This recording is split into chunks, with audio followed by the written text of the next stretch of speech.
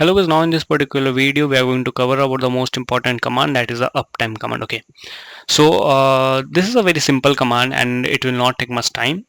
So let me introduce you first with what is this. And so basically uptime is a command which is basically we use to find the how long the server is running. Okay, so let's start with the implementation part.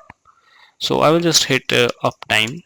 Oh sorry, it's uptime, and here you can see it's 185151, that is 651, and up since 34 minutes, like from right now it's 651. As you can see, it's 652 right now, and now it's running till 34 minutes, and number of users who are logged in, that is only one user is logged in, and this is the average load you can see.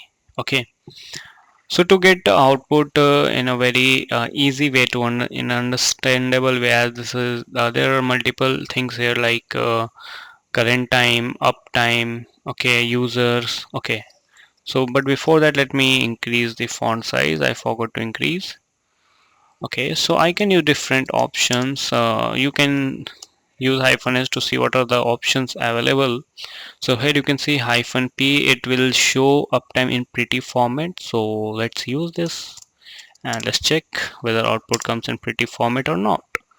So uptime -p, we are done. Okay, so the server is running from it's running since 35 minutes. Okay, let's use another option. We will use -s.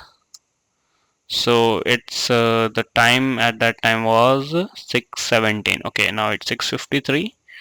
Okay, so and you can check the version of this uptime command using -v.